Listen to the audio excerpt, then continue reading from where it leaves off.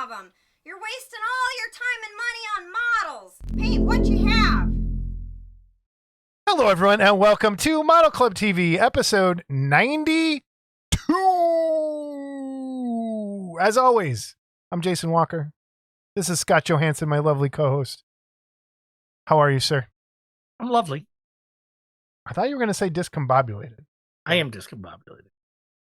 Why? What's wrong? Are you okay? Do you need a hug? No, we had settled on a time tonight. I get home and I see a Zoom thing, and I'm like, "Oh shit!" It's like I have nothing ready, and that's not very different than all the other times. So I don't know why this one is. I'm sorry. Did you hit the start live stream button? We're not streaming today. Oh, okay. So for those, hey, your door's open. Is that normal? Is the dog got to go in and out? Okay. It's discombobulated. Right. I don't want your wife walking by in her underwear and then us having... If she's walking by in her underwear, she's going out the front door and she could stay there. Okay. What? Oh, man. We're off to a start. Yes. Thank you, everybody, for sticking with us with the live stream in the beginning last episode. That problem will not happen again because now I know why it went wrong. And it was me. It was not Scott's fault. No, this was not Scott's late. fault. Okay. But Scott was late, which threw me off. Okay, so in a roundabout way, you found a way to it is your fault. Other than yourself. No, it was my fault. So now that I've kind of been able to like break it down and figure out what happened, I'm going to take a picture right now. Ready? Wait, hang on. And then I'm going to post it into the episode because I didn't even think about doing this. Hang on. All right. I want people to see, you should have made a face. I want people to see what I'm actually looking at when I'm doing the show. So I have a screen here with a camera there. I have a tablet here that has a slideshow that I can read things off of that are like for notes. This screen over there has the slideshow that goes into that I can't mess with while we're going. And then there is also the button pushing machine right there. See, you're overcomplicated. No, I'm not. This has to happen. When we're live streaming, this screen has to add another window. So on this screen, there's a thing that says start streaming. Mm-hmm. I'm going to take a picture of what I'm looking at. Okay, go ahead. And I want to take another picture of the problem. Okay, all right. So on this screen, I press start streaming, which starts the stream. On the little YouTube window over here, I can see it shows our video of us talking and us moving and doing all that stuff. So it looks like it's actually streaming. Hold on. So go ahead. Stop for 1 second. And I understand it looks like it. Okay. I know. Here was my issue. Okay. I was watching the live stream on my computer telling you there's nothing there. I know. And so I'm reading the chat. All you would do is blame my computer. No, I wasn't. You need to reload. No, I wasn't. No, I wasn't blaming your computer. And then I'm seeing everybody in chat like, what's going on? Why isn't it starting? And I'm like, what is everyone talking about? I'm watching it go right there. And so I'm getting more frustrated and more frustrated. And then I finally look up in the corner and there's a little thing that says start stream. And I'm like, oh, that's it. So it's basically, it starts streams here. And then you basically have to lift the curtain over there. So now I know. Look, you're the one that wanted to be the big time producer. Okay. And there's learning right. Curves that happen. Again, okay. And speed bumps. I was telling you it wasn't showing. I know. And rather than saying something must be wrong, I did say something's wrong. Like I was insane. Okay? Well, come on. All right. I want a public apology for the I am sorry for screaming at you, but I never screamed at you. I just threatened to quit. That's all I did. And then I wasn't allowed to joke the rest of the episode. That's not true. That's not true. Anyway, we spent too much time on it. So anyway, thank you everyone that came out to the live stream. We're going to do more of those as we keep going. it makes things a lot easier when it works. And now I know how it's going to work. It'll be better. Thanks to those that sent donations. Yes. Thank you very much for all those super chats. Thanks for all of that money. I even got some money in the mail from somebody, which we'll talk about a little later, from that handwritten letter. And it's all going towards Scott's new camera, which everyone wants. Did I get anything in the mail? You did. And where did that end up? At your house. I brought it to you. I don't think so. We can talk about that later. I think you just got something today, didn't you? So I'm going to All ask right, you everybody, again. hold I get something in the mail? Like, subscribe. We have a Discord. Again, a Discord link will be down below. Redbubble, Teespring for dumb t-shirts. The email. Let's see if this works. Ready? Oh, that'll be a fucking pleasant surprise.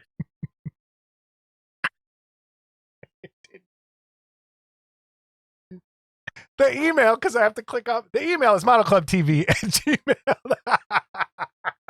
I'm wearing these because you're so bright. Dang it. I should have brought it mine. Email is modelclubtv@gmail.com. The voicemail number is 708-816-4299. 708-816-4299. Or if you want Jason's direct cell, it is... No, I'm just kidding. Please, no. Too many people have that already, and it's not fun. What's new? Nothing. I'm printing, and I have so much to cure. It's not even funny, as you saw when you were here the other day. Scott has a giant table full full of uncured things, which doesn't surprise me. And the thing is, I de-sprued it all, or de-supported it all, and my fingers actually get numb on the tips from doing that, even though I'm using the hairdryer method. And gloves? Are you using gloves?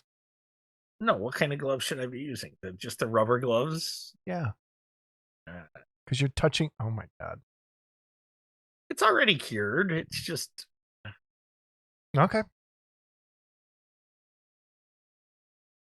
So anyway, I got a lot of curing to do, and I got a lot of printing to do.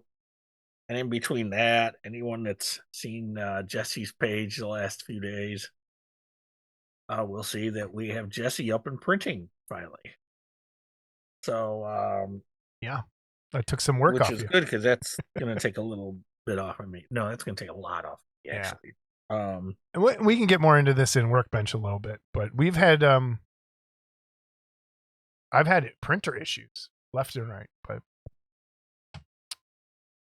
anyway. You always have printer issues. No, not like this. Not like this. We have a giveaway this episode, which is what Scott was alluding to. So when we gave away some kits on the live stream, one of them was the kit from David Horvath, and it went to Brent Krug, and it was the Kolchak seated. And I knew there was some other stuff in that box. And so when I started going through and packing things up, I went and started looking through it, and I'm like, oh, that's just the extra stuff, the print and the other stuff that comes with the kit. And because David puts there's a Kolchak like nameplate and one of those plaques that he did in the box. So it's like, oh, it's just that stuff. So closed it up, sent it. A couple days later, get an email from Brent, text message. You forgot to take stuff out of the box. There's a package for you, a package for Scott, and one for a giveaway. So this has been to California and back, or no, are they Kentucky now? No, they're still California. Oh, duh. I sent it there. I mailed it. Yeah. Like, what am I talking about? So that's how it's been going, guys. I can't get into some of the stuff that's been happening with my life. First of all, Big Daddy Dave. All right, when you send something extra in a box, you better let this knucklehead know. He did. I'm pretty sure he told me. Oh, okay. But I just thought I already taken it out already. Anyway, I'm so dumb. So these nameplates. So then I have mail there. Yeah. Yes. I have something I have to go back to your house for a second time now. Just keep it. Just keep it. Whatever he sent me can't be worth you visiting here. Your dog loves me, though. Your dog loves me. Yeah, but you don't love my dog. I do love your dog. What are you talking about? Oh my God! I had that dog on my lap, scratching its belly, but I did. Yeah, the dog hair is not. Okay. Here's the problem: welcome. Wear something other than black. Love my dog. Love me. Love my dog. Okay, you're 40. What? 5 now? 48? What did you say? Okay, love me and love my dog. What? The goth thing is over. Okay, get some colors. No, get some love into your life. No, instead of all this dreariness that you there's got. no dreary. I'm as happy as can be. Anyway, the giveaway from Nostalgic Resin Productions. He gave us a bunch of lobby card name plaques. Okay, so and I don't know how they're going to show up. We got. I don't know. Why don't you just jam it into this? I don't want to take it out of the plastic.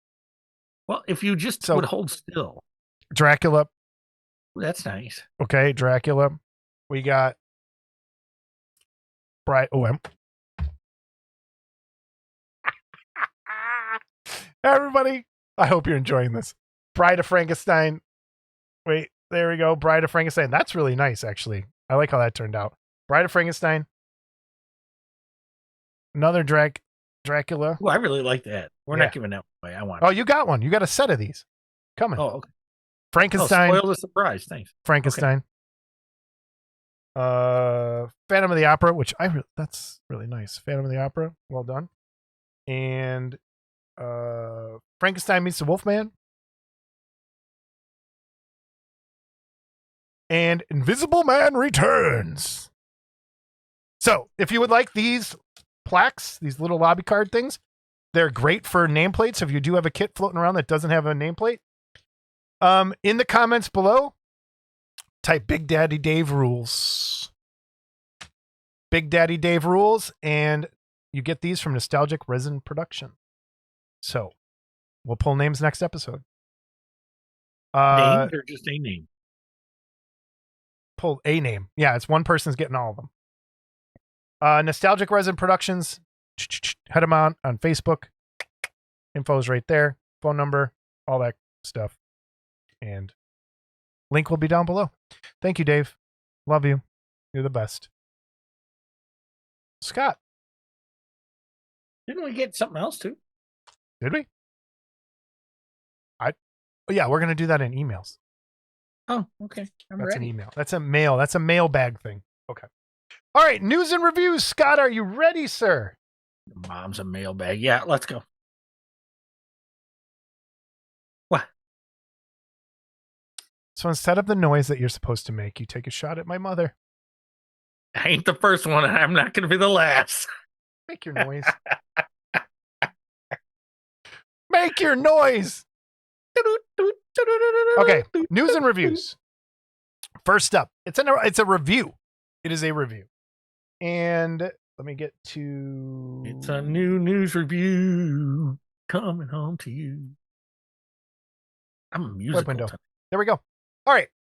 I bought another light. Let me go back to us for a second. I know people make fun of me in the stuff that I buy, like paint constantly and dumb hobby tools. And a little while ago, I talked about, I got a light from Redgrass Games. That was a LED light for over my painting table here. I loved it. It was perfectly bright. It was fantastic.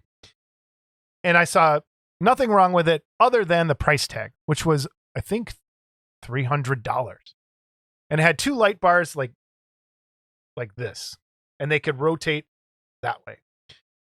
And then I saw Game Envy, who is the company that makes the wet palettes that I highly recommend, had a new Kickstarter, and one of the things was this new hobby light. It's called Lucent, and it is similar. It's one bar. Lucent. Something you're not. I know. Anyway, go ahead. I know.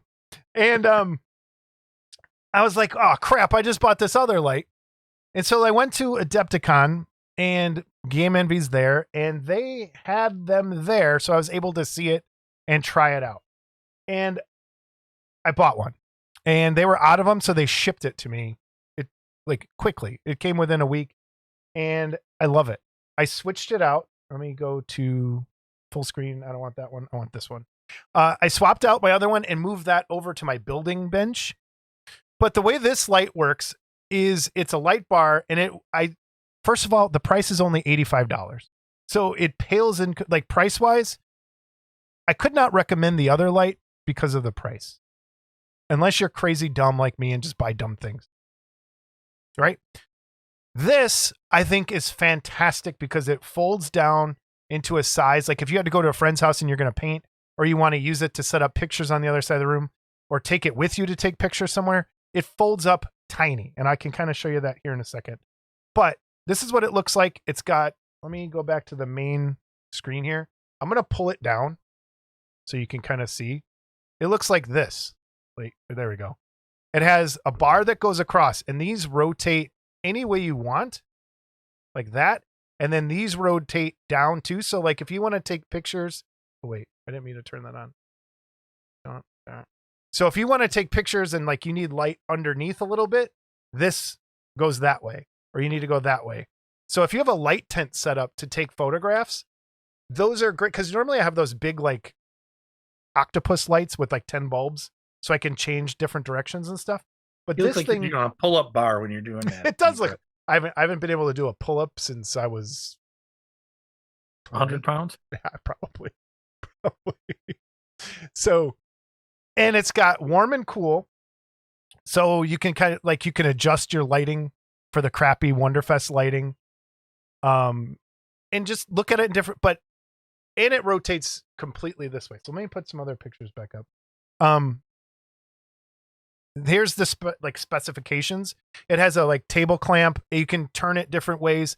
I highly, highly recommend this light. And if you talk to them, tell them you saw it here on the show. They won't get anything for it, but I want them to know when I call them that other people have like mentioned us to them. So here's my question. Yes. I do have a question. Now I have a couple clamp on lights, here and there. And the weak point for me in every clamp on light I've ever had is the clamp itself. Yes. So Clamp's how good. does this rate? The clamp is good. It's okay. So I have it upside down than the way you normally have it. Like, because normally a clamp, because I'm hanging it from a shelf that's up there. Actually, I'm going to put a picture up on the screen so you can It's a good idea, though. See how I have it. There. So you can kind of see it, how it's on my table. I have it clamped on a shelf, kind of like different than you would normally have it. And I have it bent backwards so it fits here. The clamp is good. The clamp on the Redgrass one is good too. So I have the clamp works. It does not, it's cheaper than the other one material wise, I think, but it feels solid. It wobbles a little bit if you shake it, but I think that's just because of the way it balances. But at Adepticon, they had these at every painting station where people were painting, and almost everybody who was painting live at a table was using this light right now. And for $85, you cannot go wrong with this light. Like hold on, I'm gonna turn on both bars. Let me get back to full screen with us. I know people are probably like, why are you talking about a light for so long? But full brightness, like it dims, all of it dims, and it's just touch controls. There you go. Oh yeah. So it's not as bright as the Redgrass one, but the Redgrass one almost gets too bright. Let me pull this down. It almost gets too bright, and I don't even have the end bars on. So you can kind of see. That's what you'd call a Jason Walker light. Yes. Not as bright. No. So that's yellow. I have the yellow, the tone. So you can go from cool. Can you see it change on me? There's there's your incandescent. And you can go like in between all of that. So I really, really recommend this light. It's fantastic. Like, love it. Love it. So that's where we are. That's a review. This is the box it fits in. So if you're looking for it, it fits in this size box. It folds down. So who makes it then? Lucent is the company. So it's made by Game Envy is the company. Lucent's the name of the light. So Game Envy is actually making it. Innovative painting hobby accessories. I'll put a link down below. I think I'm going to pick up a second one to put over where I take pictures instead of dragging out those big lights. So if you're in the market for a light, highly recommend. All right. Up next, From Stepanov Sculpts. Just saw this yesterday, today? Today I think it was today. Today, yeah. Elvira. And this is the same gentleman that did Lily Munster and did that Bride of Frankenstein sitting on the stool, the kind of pinup one. And I really think this is a good Elvira. So if you're interested, I know you can probably buy it individually if you're into printing. If you want it printed, you send it to somebody to get printed. There is a Patreon, Stepanov Sculpts. And I really, really like it. The likeness is pretty good. What do you think? Yeah, the render looks good. So when you render, to me, if you can render the sculpt into looking that good, and we'll talk about that in another piece we're going to see. Yeah, a little later. I but think as far as to me, the render is almost like putting a paint job on the sculpt. Yeah. And so if I had a complaint, it's like, all right, maybe just a little too much leg, but whatever. That's with character, I think. That's in character. But yeah, when it comes to her, yes, I agree. But yeah, I ended up with the other two because of Dicklick art, which we can talk about in a minute. With Ina, they had a deal where if you were a Patreon with her, you got these for free, like in a Patreon swap kind of thing. So I'm waiting to see, maybe they'll do this because I really don't want to sign up. But if I go back to this picture, he's got a ton of stuff, like ton of things that are, and mostly almost all female based, like almost entirely. But great stuff. Check him out. Stepanov Sculpts. He shares stuff on a lot of the pages. So check it out. Link will be below. Up next from Banshee Studios, Scott. Talk about this while Yeah, so I put this up because of the paint job. Now, we've put this up before. And, of course, it's a movie I've never seen. Okay. And I did have a small hand in this kit in that I printed the gun for Jeff. Okay. So don't be fooled that Jeff sculpted that gun. Yeah. No. And the reason being, he didn't want to sculpt that gun. And you can't blame him. But anyway, so when I first saw this kit, again, I'm not familiar with the movie. I looked at the sculpt and it was like, okay, yeah, that's cool. I didn't know who it was. Yeah. Okay. And as soon as I saw this paint job today, I said, oh, Kurt Russell. Yeah. Okay. And, so it's like, so again, it just goes to show that with the right paint job, you know, sometimes a sculpt doesn't look like an actor until the paint is on it. Yeah. And that I fully agree. I'm not bashing Jeff at all. Okay. No, I'm just saying I fully agree with you. The sculpture, I was like, wait, what's wrong? Something looked off for a minute. And then when the paint job happened, I'm like, oh, it's fine. Like, and I think it was just the lighting. And I don't think it was the sculpture at all. I think it was the lighting and the fact that it was black and white kind of flattened it a bit. And so I think this does it a million times better. Like, yes, really well done, Russ and Jeff. All right. So this next picture, this is a sneak peek of the next Jaeger signature series. I think I know what it is, right? Well, I don't know, but I can tell you this. I've seen more of it. So there's more than just this. Okay. And when the time comes to share, we will share more, but this is, well, I see some, a furry chin, I think, or something up there. I'm going to go full screen on this because I figured out a way to do it. And I think we can still talk. Say something, Scott. Okay. All right. Say something. It works. So it's a little bigger so people can see the details. Awesome. So anyway, what I like is the necklace on this character. That's the kind of thing I want to know how Jeff sculpts that. So there's more to this kit. I'll tell you that. Next in the signature series. And that's a Jaeger Army piece? No, that's that Paul Gill? Jeff Jaeger signature series piece. Oh, just from straight from Jeff. Yeah. Okay. Yeah. But Paul does the casting, right? Paul will be doing the molding and casting. So cool. But venture your guesses. I know you looked at something and said you saw what? Looks like a little hairy chin or something up there. Hairy chin, huh? Well, maybe it's a beard, huh? Yeah, maybe. All right, from Well Winner, Well, winner. Scott. I know Yes. you well. I know you well. You have no idea. You've never watched this show, did you? No. No, I didn't think so.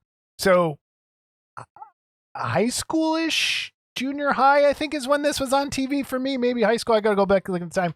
But I watched the shit out of this show as a kid. The Real Ghostbusters. And he's starting out with Winston. And it's dead on. Like, this is so flippin' cool. Well, I'm glad. And I think back a while ago on his Patreon, people were able to make suggestions. And I think this was one of those. And oh, man, it's so good. It's so good. Let me go full screen again. Look, like, so good. And if we go, you get the backpack. I like that the backpack is nice and simple like it is on the show. No extra wires, easy to paint, fits cartoon style. But to get all of those characters, like, this is going to go perfect. It's another, well, like, take up a whole shelf kind of thing. Because if he goes full, like, crazy with all the characters from that show, man, could be really good. So well done. Well, I love this. Love it. Love it. So you love it. I do. Okay. do. Good. All right. Up next then from Well, you can handle this one. This is the Creepy Coop. And this poses some interesting questions to Mr. It Johansson. does. So this is he's done the Anthill Mob in their car, and he's done the tank car. Forget the name of it.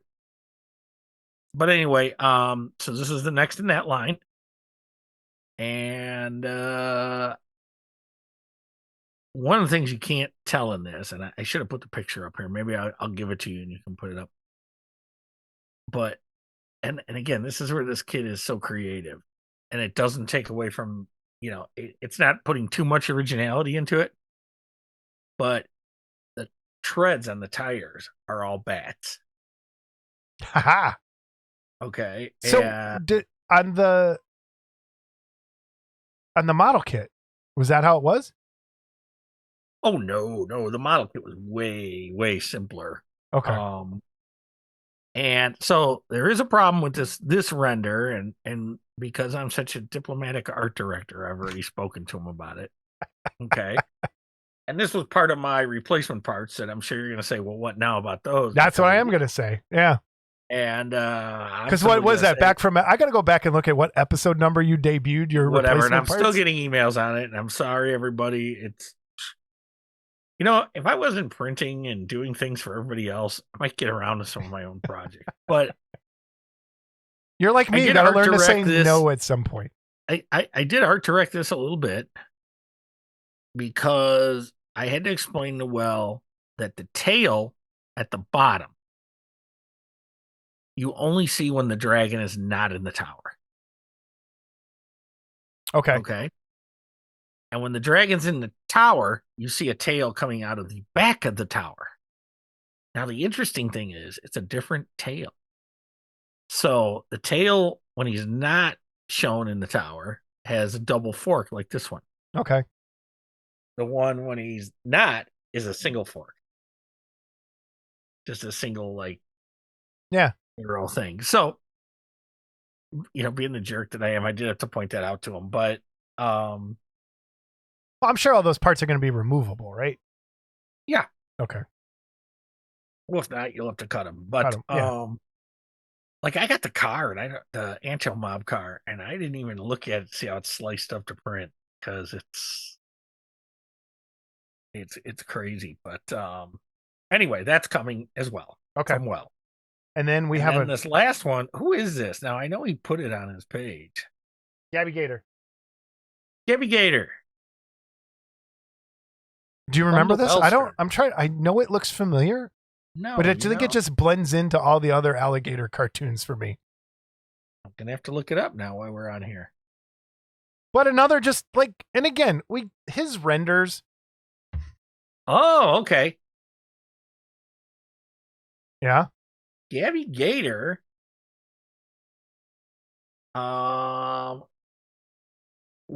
he appeared in several cartoons produced by Walter Lantz, who also did Woody Woodpecker.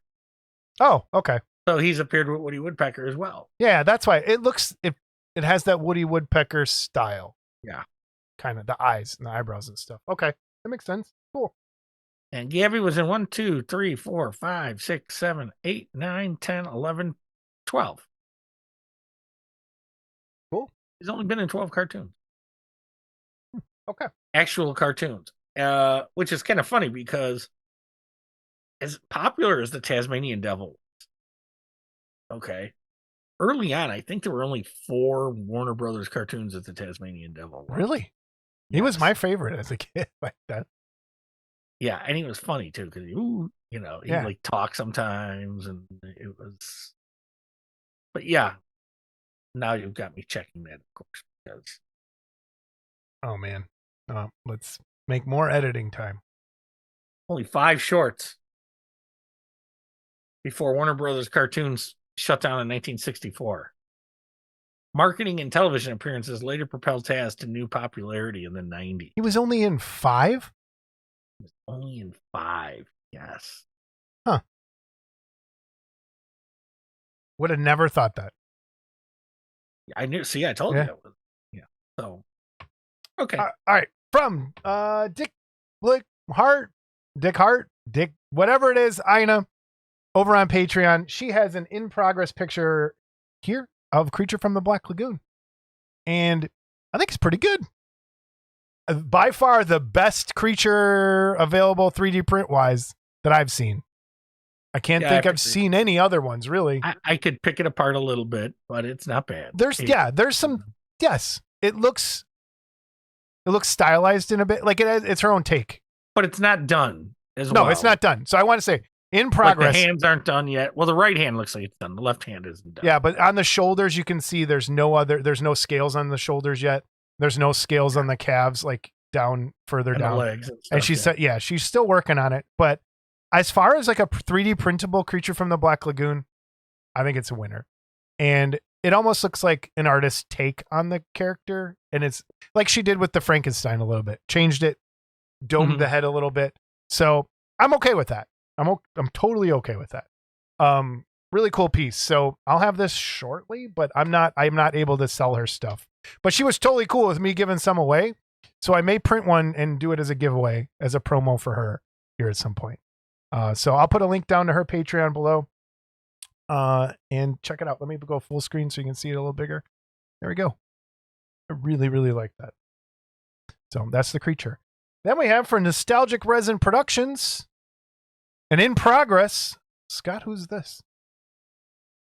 This is my hubba first girl crush ever. Is it really? Yes. Yeah. So, but not as Yvonne Craig, because Yvonne Craig always had like shorter hair and up. Yeah. But something about when she put this wig on, and obviously in that Batgirl costume. Dude, I have to fully agree. She was my first crush as a kid, like a Batgirl. Woo. Okay. You know what? This is a good. Let's go full screen for a second, or to just us. In the comments below, who was your first? And it's for women too. Who was your first crush as a kid? Like TV star or whatever. Yeah, TV, movie. Like who was like, oh my God. Now, I like Jeannie a lot too. Okay. I have the weirdest one. I already talked about Cindy Brady. That's a different story. But as I got a little older, like my first dream. I got a little older, it turned out to be Greg. No, like my first dream about a girl, like when I didn't really know what was going on yet, like how stuff worked. First naked dream about a girl. Please tell me it wasn't your mom. No, it wasn't that was probably your dream, right? Still is. Terry from Three's Company. Now that was the one that replaced Suzanne It was the Summers? third replacement. It wasn't. Who was the second one? I don't even remember. I'll have to ask upstairs. She'll know. Because it was Suzanne Summers, then it was the other girl, then Terry came on. Huh. But yeah. And then when she was in Mallrats with the third nipple, I was like, oh my God, this is amazing. It was the best. Yvonne Craig as So- Batgirl was it Dude, for me. So It was, I totally agree, because I went back and like I saw pictures recently and I was like, holy crap, how did I not pick up on that as a kid? Because that chick's got a smoking body. Like, amazing. well, she that was was- an Elvis Presley movie. Man. She was the green girl in Star Trek. Yeah. Oh. Ooh. Yeah. Ooh. And you know, it's one of those regrets I have autograph wise. Yeah. I'm not a big autograph person. Me either. Yeah. Okay. And there's a couple though that I regret. And she was one of them. She was a Wonderfest. I remember when First she of was there. all, Yep. I don't pay for anybody's autograph. Okay. I just I'm a cheap ass or whatever. I don't know. And I don't know why. But Would you pay for Shatner's? for Shatner's, I'd blow you for Shatner's. Okay. I wouldn't let you blow me for Shatner. Yes, you would. But anyway, and I don't know why I was being a dick. I think what rubbed me wrong is like I had Ray Harryhausen sign a baseball, which I still have. Yeah. And the reason being is it's an easy display. Yeah. Here's an autograph. On a round, you get a baseball case, you put it in, it's a little square, and here's an autograph. Okay. For a picture, you got to frame it, you got to put it on the wall. Yeah. So anyway, I had Ray sign a baseball. So when I kind of walked up to her table, I saw this various charges, and then she had a sign she will not sign any sports equipment. And I don't know why it rubbed me the wrong way. I must have been in a mood or whatever. And I'm like, well, screw her then. Okay. And Oh my God. and then I ended up she stopped and talked to somebody I was with in the restaurant. She was really nice, and the person that was with her was really nice too. And I just never got there to get the autograph.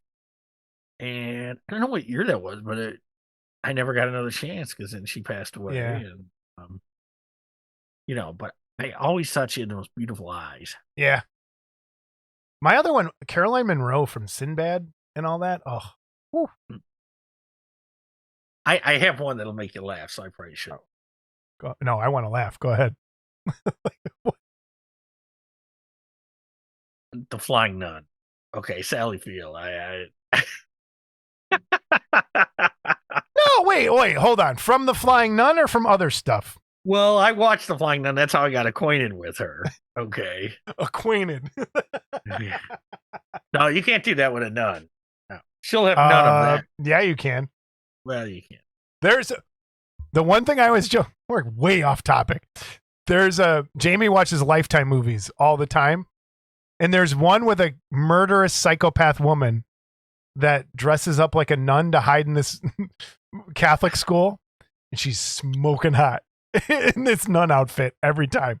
So every time I walk in the room and she's watching Lifetime, I'm like, is this the one with the hot nun? And she's like, no, you idiot, get out of here. Oh man. Anyway, So, I look forward to more of this. yeah, this is a great sneak peek. Great sneak peek. I love our full screen now. That's great. Woo. Yeah, that only took you 2 years to figure out. Right up there, watch stream.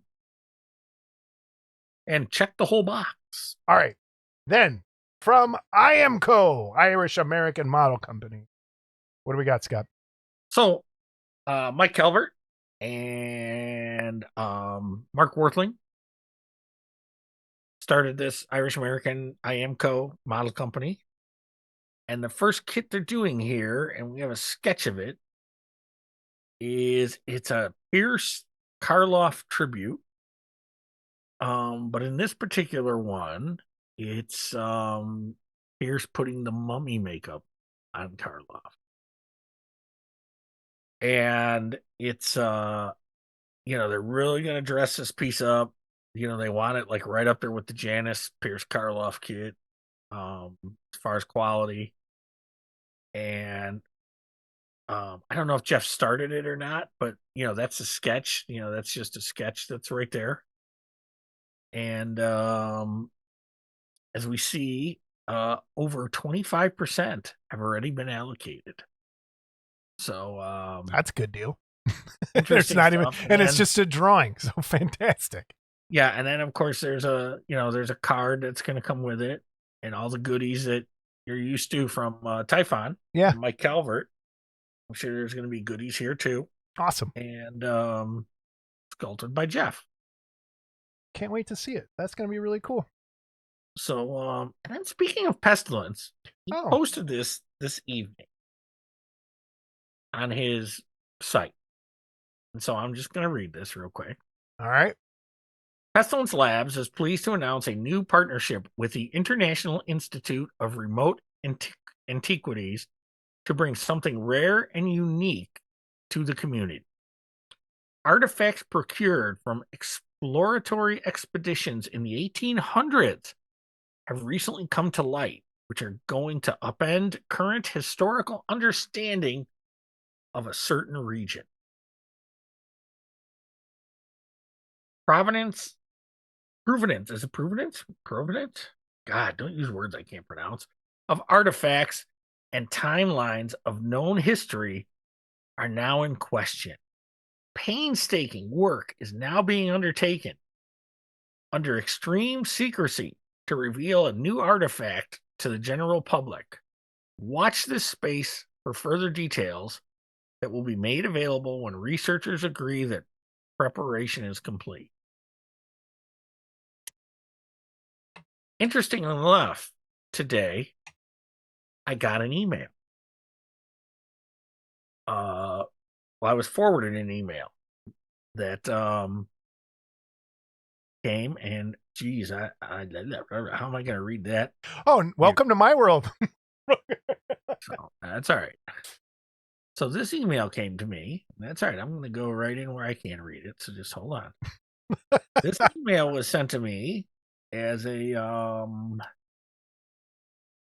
what would be the word? I guess an informant. Oh. And the informant was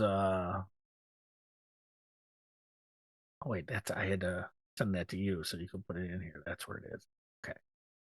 So anyway, this is an internal email from the IIRA research .net from a J. Denning.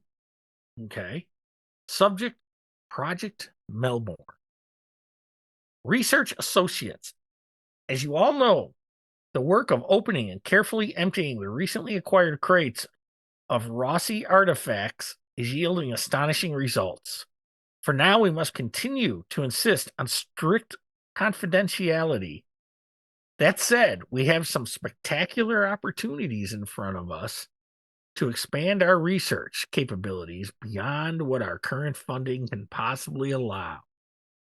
Museums worldwide are making use of this new technology of 3D scanning and printing to share research data and distribute the heavy workload of specimen analysis and other investigation. We intend to adopt these practices now and going forward.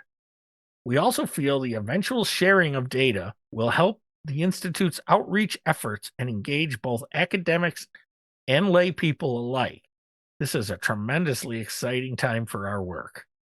In that spirit, I am pleased to announce that we have entered into a partnership with a somewhat ominously called company, ominously called Pestilence Labs. Boy, if they only knew. PL, as we call it, specializes in high-quality resin reproductions of pop culture sculpture with a special focus on film memorabilia and characters. We feel their unique ability to capture the finest details and their specialized and enthusiastic customer base, no mention of me and the ideas I give them, make them the perfect fit for the eventual release of the data from this project. You will be meeting with the PL staff, Pestilence Labs staff, on a regular basis.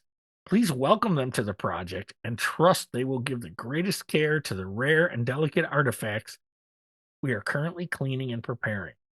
At the completion of the initial research phase, Pestilence Labs will begin our distributed research phase, the details of which are still being finalized. This is a very exciting time for us all. Julia Denning, project producer, IIRA. P.S. Though the timeline is still hazy, we can now definitively say that these crates are from the ill-fated 1887 French expedition of Messrs.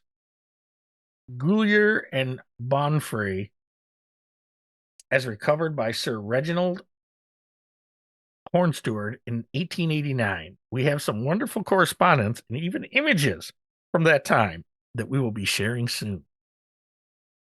So I might have an in on some of this, but I'm interested to see what everyone else thinks. I like this sort of viral, to take us out of the, for a minute. Yes. I like the viral marketing campaign aspect to this. This is very cool. So Very cool. I don't know what's going on. We'll see. Drop those little nuggets along the way. This is cool. So Very cool. I'm interested. that's how you read an email. So Son of a bitch. Son of anyway, speaking of PL or Pestilence Labs, I see you have another little slide up here. Oh, I just wanted to show. This was to remind us that we had Pestilence Lab stuff to talk about, and I left it in there. But as I was sitting in the slideshow, I'm gonna rag on Mark for a second. Look at these amazing Photoshop skills. I'm cutting Did he out. send you this, or did you? No, I just pulled it. This is on their Facebook group page of their banner. This is the banner of the Facebook group page. Yeah. So these here are- he's got all these talented people. I know, and he's got this. It looks like somebody cut out everything Yes. and pasted it on the I people. don't know. It's like a little kid went through a catalog and just cut out pictures and glue sticked them on. And then they didn't even remove the color in the middle of the P, L, and the S. There, it's still white. Well No, done. Whoever you know what? the amazing I hope Photoshop. Shanna did it and she beat your ass. at I know. Wonderfest. Because you know what? That's why I use Canva now, because it does all of that for you. It's all like AI based, like Photoshop. And I don't have to learn how to do any of this stuff. But as I was sitting here waiting for you to come on, I'm like, this picture is hilarious. It looks like a kid in 3rd grade did it with their iPad or something. And it probably did. So, Shanna, I'm sorry. Well, I don't know that Shanna did. I'm just saying. I'm if just saying, Shanna did, yeah. No. My she's money's gonna on whoop Mark. your My ass. money's on Mark. Okay. All right. Anyway. I hope she did. I hope she whooped you. Workbench. I just took a picture. I wanted everyone to kind of see where I moved my light and how the other light is working over here. So there's my workbench right now. Why is your Saturn that way? So that's because that's the new Saturn, and it only fits right there with the other 2 Saturns behind it. So you can't turn it. I'm out of room. I can't. That's the only place it would fit. So that's why it's like that. That's my workbench, and that's I moved that Redgrass Games light over there, and you can see what we're where's gonna. the Jupiter? The Jupiter is to the left. You can see the corner of it. Ah, yes, I can. Okay. So, but you can see those Mask of the Red Death kits there that we're going to talk about here in a few minutes. So, other than that, for Workbench, everything's gone sideways for me, and I'm just not happy about it. Screen's broke, waiting for things to come in the mail. I did, however, I started printing some small things that I'm going to try and have. I talked about this a couple weeks ago about one of the things I was going to have at Wonderfest for sale. And I did a test print. It's 3 of the Terminator busts. I'll probably sell them individually. But I have 1 9th scale, 1 6th scale, and quarter scale. If this Jupiter doesn't get fixed by then, I will not have quarter scale ones. So 1 comes with glasses. 1 comes battle damaged. Get right in there. Come on, focus. Battle damaged. It's a good likeness too. Battle damaged, and then a straight up just regular Arnold. So these are from CA3D. I do have the rights to sell these. They are now, like I said before, every full figure they're doing, they're releasing a bust from it. So I just got a ton more busts today. So I think I might just print a bunch of busts, price them cheaply, and just, these are great. What I love about these, great practice pieces. Like if you just want to practice flesh tones or lighting effects, easy, real easy to do, small, will be cheap, and we'll go from there. You got anything for Workbench other than, yeah, it's become a joke, and I feel like I've turned into you. I've painted nothing in what feels like forever. and it's really getting on my nerves. I am printing for a few people and starting to fall a little behind, so I'm a little concerned. And Wonderfest is like coming. It's almost due. yes. And I got a wedding coming, so I got all kinds of shit going on, Have we talked about what else is going on in my life? No? Did we ever talk about that? No.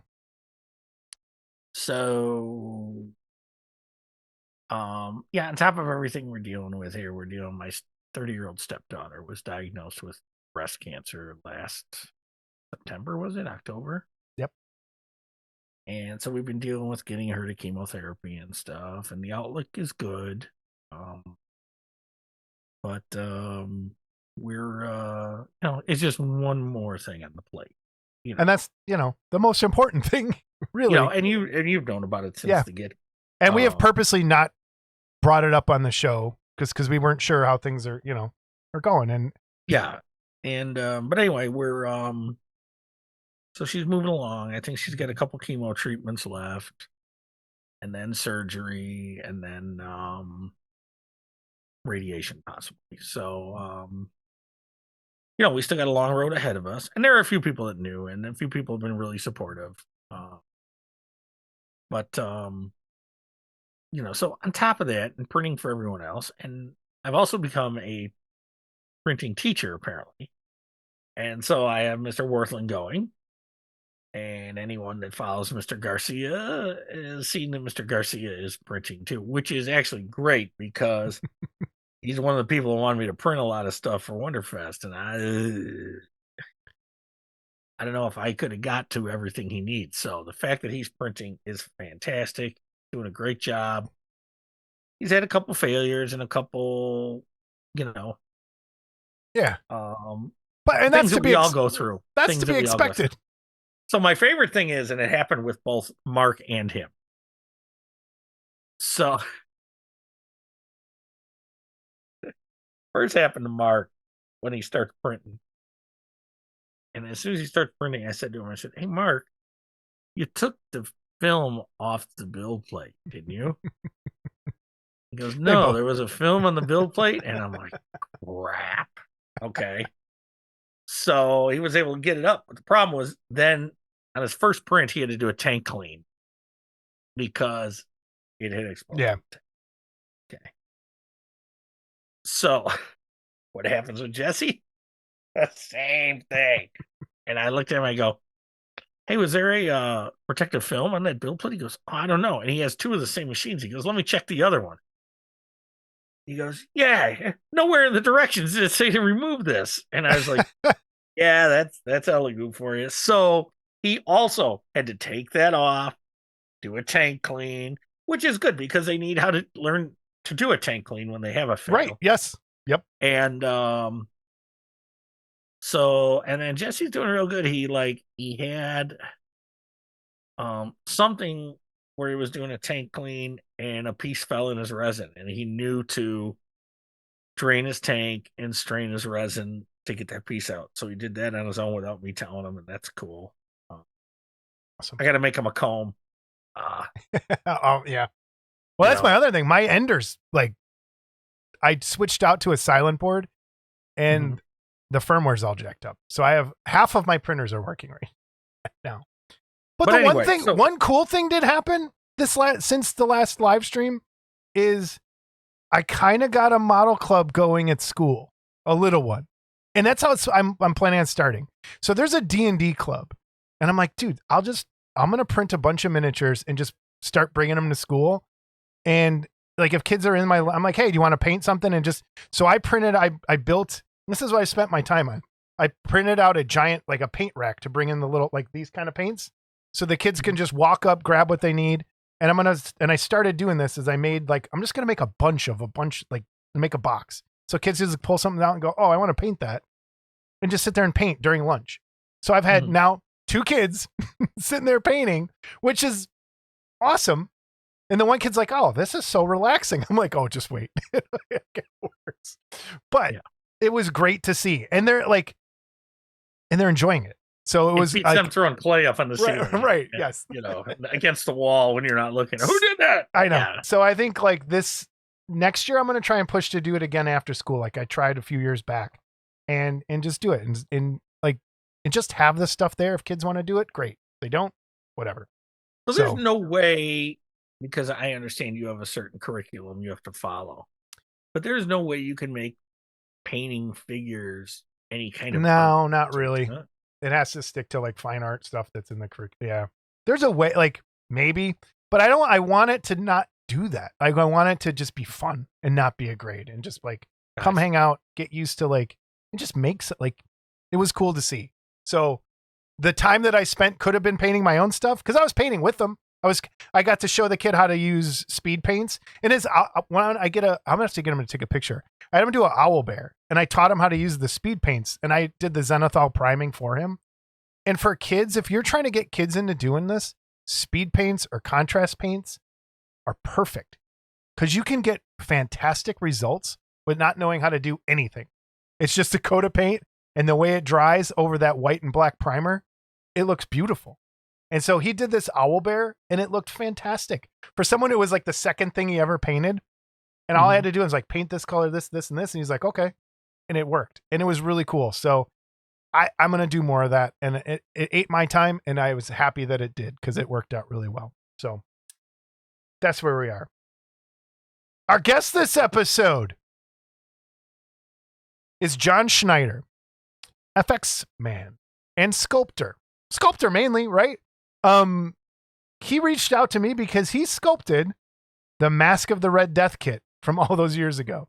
So someone sent him a link to the unboxing video I did of it. And he was like, oh my God, I want to tell my side of the story on this kit, which was he sculpted it in 24 hours for a case of beer and some other stuff. So about a case and a half by the sounds of it. Yeah, probably. So it was a great short little interview. We're going to have him back as things go, like he'll to talk more stuff. We got a little hint at the background of some special effects and how that industry works and movies he's worked on and like how he got started and all that kind of stuff. So great little interview here with John Schneider.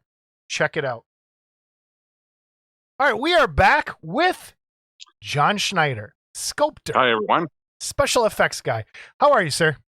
I am doing great. How are you doing? I'm doing okay. I think it's been a day. It's been a day. No, one of those, huh? Yeah, one of those. You reached out to me because you sculpted something I made a video about and have talked about on the show quite often. And what was that you had sculpted? I had originally sculpted. It was called Mask of the Red Death for Action Kits International, and I kind of snickered because it's hard to pronounce his name, Mike Vredevoog. It is very hard. Okay, good. You know, but I always call him Vredevogen. Try to spell it. No, exactly. So he's Lebanese. So okay.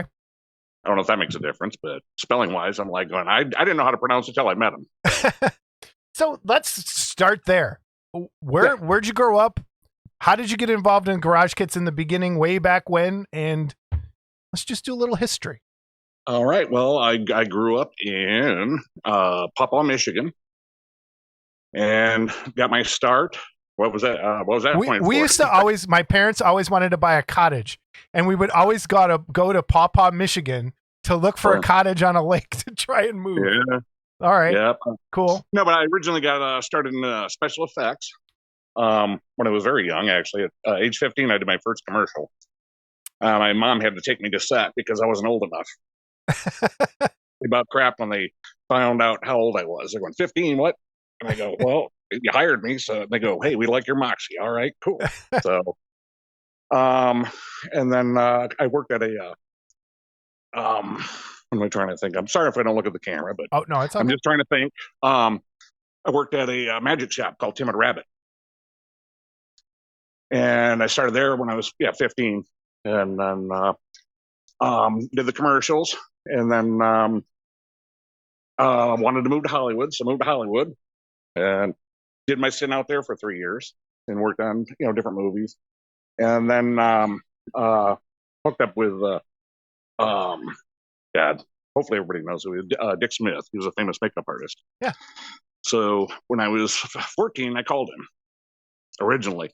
And then he set me up with all these different numbers, but he always remembered me before he passed away because he moved down to Florida. But when I would call him, he goes, John Schneider from Pawpaw, Michigan. I always loved that because he remembered Pawpaw, but I said they're known for wine country. Yeah. So St. Julian's. But I wish I was sitting down. Sorry, guys. But I may have to move in the other room if that's okay. Oh, it's all good. I think I will. No, I basically did that stint. The reason I wanted to get in special effects was they shot a movie in Kalamazoo, Michigan, with Richard Pryor called Blue Collar when I was 6. And my dad was an electrician at Checker Motors Corporation where they shot the movie. And he brought the special effects guy home who did the pyrotechnics. So we got involved with, right from the get-go. He sent me his lap, and we kept in contact for years. And then he sent me his Blaster's handbook before he retired. And I just was into art, basically all my life. I had 2 aunts that were art teachers. And then, after coming back from California, lo and behold, opened a company up in Grand Rapids, Michigan, called Image Effects. And then that's when Mike walked through the door for the garage kit end of it, if you will. Okay. And it was originally, he came to me because he had a kit that Randy Bowen had done, Toxic Avenger. Yes, I have one of those. Do you? Yeah, in a box somewhere. I have it. Yeah. All right. I'm going to move forward here a little bit. Sorry. I'm going to prop this. Hopefully it doesn't slide out. Sorry, guys. Yeah, that's better. Yeah. All right. So the thing that we'd done with him, he just came in and he goes, I have a kit. I feel so bad because I can't remember the guy's name. That original Sculptor, the Dark Shadows, Ben Cross model kit. Mm-hmm. I can't remember his name. I'm thinking it was like Doug or something, but he brought the kit to us and it was sculpted out of, which I hated, the original Sculpey, the white doughy. So the kit had no detail basically, but form was there. And I said, I love it. And he goes, now make it detailed and pretty. About what year? What year do you recall this being? Oh, when I came back from there, I'm trying to think. Well, I already had met him. I came back probably 91 or 92. Okay. Somewhere in that range. Yeah. Because I had come back from California and, hooked up with my partner, Doug, at the time. And like I said, let's do, special effects in Michigan, which failed miserably because nobody wanted to come to Michigan. So, so we sculpted that kit and or retooled it, I should say. And he loved it so much. I didn't have anywhere to stay at the time because I just had moved back really from California. And he goes, well, move in with me and we'll make a deal. He goes, I want you to sculpt this Mask of the Red Death kit. And he goes, you guys are so fast. He was, mainly talking to me. I mean, Doug was a great sculptor too, but I was known for being fast. And he said, sculpt this kit.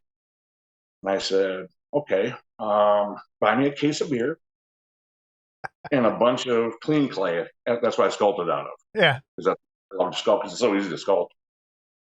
And I'm sorry, I don't mean to interrupt. Bruce Turner was the original sculptor. Bruce, right? Okay. Is that right? You nailed it. Okay. Because I'm going, I feel so bad, but he just goes, here's this guy's kit, change it. I'm going, I don't like messing with other people's, sculpts like they did to me on Red Death. That we'll find out soon. But I think I started at 11 o'clock at night and got me a case of Bud Light. And by 11 o'clock the next day, morning, or by noon, everything was rough in. Standing on the stairs and everything. Okay. And he goes, holy shit, dude. I said, I took the bet. And then But but that was, I lost the pictures long ago. But that's what everybody's going. You did not do that. Yeah, I did. I just sat there I had laser disc because we didn't have actual good photos. So he set up a laser disc with a TV, and I just kept pausing and pausing. And when I walk down, I go, "Ooh, I like that." So that's basically where that stemmed from. And then when I watched your show, I'm going, God, that dates me. I feel old now. When you're going, oh my God, I was waiting for this kit, and I'm going like, oh my God. But I never had seen that face, that David Fisher. It changed when you said, well, that looks like a wonkety garage kit style. And I have the original head out in my garage. But yeah, he hired him to change it. And so you told me on the phone the other day, you didn't know that they changed the head? No. Wow. Okay. No, but he sent me kits later, but I never opened them because the boxes were always crappy. You're like Scott. But I finally opened them, and everything was still in the package because I still have, I'll put it this way, 2.5. Okay. Red Death, because the boxes just got destroyed from water damage and mice eating everything except the packaging was beautiful. Yeah. And the cold. Yeah. And then I got some of the original cold cast because the one you pulled out, the mold had so many, chunky marks from the mold deterioration. Yeah. When you were seeing there's cracks in it, mine were like pristine. Okay. So like I said, I had 2.5 of those because I say half because of the cold and dropping the box on one of them. Cold cast doesn't stand up very well. No, it doesn't. So could you go into? Do you know why he chose cold cast? Why did they end up going that route instead of regular resin? Well, when we started out, we were doing. I created a rotocast machine for him because we were actually producing the kits, me and my partner. Okay. And everybody, said, "Oh, go with cold cast. It's all the rage right now." And when I first seen it, I'm going, "Oh my God!" I just left it white. I loved it because we did the spin cast with the white metal, and I just glued one together and just left it, as is. Yeah. But originally we were doing out of urethane called Alumalite. From that was back in Kalamazoo, Michigan. I knew the owner of Alumalite. But I was casting back then a little bit, and they sent me a sample. And what I didn't like about the Alumalite was it got so much hotter than the other resins I was using. The degradation on the silicone molds. Yeah, it could burn up the molds. Yeah, it pulling chunks up bad. Yeah, it was way too hot. But the stuff I use now is mainly smooth on. Yeah. So that's what basically the norm is now, because they have a lot of great products. So for the past 20-some years, I've been using smooth on products. But Alumalite, I first used out in California and poured into a few silicone molds of General Electric silicone. I don't even know if they make that anymore, but that just I started out using Dow Corning. Corning. I think it was 3110 and 3112. No, that is one of the ones I was using too. That was a Dow Corning, and they had a GE brand, but they were basically the same. Yeah. And then, did you use Vagabond resin ever out there in California? Vagabond, yes, but no, you can keep it. Sorry. So, no. That guy was always running away from the EPA. His name was Conrad, and he was always changing addresses because he was running. What was the really stinky brown resin? That was the Vagabond that I know. Is that Vagabond? Yeah, but Vagabond did change and go to a more smooth on type. Yeah, but at one point, but the early on stuff was it was pretty bad. No, that was the problem with it. It stunk so bad, and it was gummy, and it was hard to work with. So I tried it like maybe twice, and then I said, and then I tried some. It was called Sin Air. I don't even know if they're still around, but Sin Air Plastics. I've heard of Sin Air. Yeah, but they're rubber and stuff. Then for the longest time, I went with silicone wise, like GI 1000. And from the SI brand, Silicone Zinc. So, how do you mold a kit that's sculpted in clean clay? Because clean clay, you don't bake it, right? It's it's very soft, but no, I would just build up layers. Well, some of it, like the hat and the face, I used Super Sculpt Okay. so that I could, press it on, take it off, bake it. Mhm. But no, I did basically a trash mold. Okay, so like a brush I on, basically. do a quick brush up, Okay. and then pour in some tooling resin, gray metal filled tooling resin, and then just go back and sand and buff. But Because I used to use that, clean clay to clay up my parts, so that's sorry? why I used to use clean clay to clay up. Oh no, My- no, I no, my that's what I parts. use. Yeah, That's what I use today. But no, I just because of the speed right. of sculpting, because Mhm. otherwise I would have done it in, like wet clay. But I don't like that because it's water based, and then So I just went with tried and true because I said I can go back and retool the edges and clean it up, and then the way I broke it down, a lot of people had liked that. But like I said, when I seen the how whoever Mike had producing them, leaving all the flashing on and the bubbles and stuff, they go, oh no, people clean that up, and I'm going, no. I said I want them clean. When we sent them out, we would sand. Yeah, When it back was a then, newer nobody thing. was like, oh, they'll clean it up. That's Scott. Scott says that to me all the time on some of his stuff. He's like, oh, they can sand that. It's fine. Yeah, right. Well, I mean, Yeah, that's, but I mean, that's like- the beauty of the kit. like I always cut off sprues and Oh, yeah. stuff. Yeah. There's still guys that'll send kits out with the pour sprues in them, like an inch Oh. hanging out of them. Oh no, shit. I Yeah, definitely and seen it's it. Well, like- when he showed the underside, I think they remolded it because I didn't leave it that nasty. I had it so that you could slip the fabric. They must have, because the two that I have, one feels cold cast and the other one feels more regular resin ish.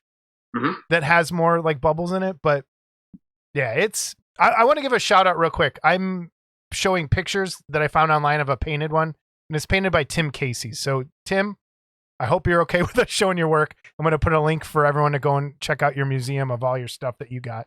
But Tim Casey's paint job in this is really, really good. So just so everybody Good. knows. Good. Yeah, one thing that I noticed, I looked up a kit for that, not Mask of the Red Death, the Dark Shadows, that somebody was selling on eBay. And the original head that I sculpted, the head is not the original. It's like somebody took a mold and tried sculpting their own. It's close, but I looked at it and going, no. I said, I sculpted that. So I'm going, no, that's not the real deal. So I just want to throw that out. Yeah. Oh man. Did he say why he needed it so fast? Why he wanted it done in a day? No, it was just something I wanted to do. It was a bet. Oh, it's about okay. Because he goes, no, take your time. I said, no. I said, you wanted to see how fast I could sculpt, so that's how it all stemmed. So, and I only drank through that course. I only had 18 beers. So, and I put on my headphones and Oingo Boingo. Oh, there you go. Nice. And some ACDC and sculpted. And then, but yeah, like the snake staff, I just had stuff sitting next to me, and I took one of my brushes, my paintbrushes, snapped off the bristles, and then wrapped the snake around it. That's holding the skull. So, but That's awesome. I didn't want to go cheesy, but I was going off what the Laserdisc was. And there aren't, You know what I even mean? when I Google online to look for pictures of it, there aren't many pictures just available, like stills of that. No, and then that's why he goes, look, I have a Laserdisc. Yeah. And the only colorized portion of Phantom of the Opera was Mask of the Red Death. So, like I said, he dragged his big TV in and set it up, and I just kept pushing the button, going, okay, where's the profile? There is no profile, so that's why it was basically, I chose the last step, because like when you were looking through the box, and it goes up here, and then it should click in when it hits the base. It did. And then it finally set in place. But yeah. Oh, man. I thank you for reaching out. This is really cool to hear this story on this. Yeah. So after all of this, did you sculpt anything else for Garage Kids, or did you just? Oh no. Well, I think I explained that a little bit to you. I sculpted. It was a X-Acto knife holder. I never met the guy personally. Before I sculpted it, it was X-Acto knife holder, but it was Terry Webb, and it was. I think I made like 6 of them, and I handed it to him. He goes, "That looks nothing like me," and everybody else is like, "What?" One hand was like this, so you put the X-Acto knife in it, and the other had his thumb up. And we went to, I think it was I went to 2 shows, Chicago and Resin Heads? resin heads. Yeah, in, Yeah. Chicago and New Jersey. Okay. Those are the only two shows I was ever at. That's where I met Geometric Design. The guys there, we all sat down, and I'm just trying to think. Mike Hill. I'm trying to remember names, but it's been a while. It's been a while. Yeah. Oh yeah. But no, the other one that was he had me sculpt was the Caracol movie production of Universal Soldier. That's what it was, with Dolph Lundgren and I think Jean-Claude Van Damme. Yeah. And yeah, we sculpted bodies. Bodies came out beautiful. He loved it, but we had a bitch of a time. I kept mailing the head because he was in England at the time for Dolph Lundgren, and he goes, "I don't approve this. I look like Herman Munster." And the picture, I only had 2 pictures to work off of because he had a licensed. Yeah. And this was like what pictures Caracol sent because movie wasn't released yet. So he was trying to jump on it. And he goes, "I look like Herman Munster." And I go, "Dude, you look like Herman Munster. I mean, It kind of does. what do you want?" So I never knew after that if the kit went anywhere because I gave up after the 3rd time. Yeah. Making the changes he wanted. So, but no, but as far as actual model kit industry, that was the last thing I ever did. That was it. Okay. Yeah. So, do you have any idea whatever happened to Mike?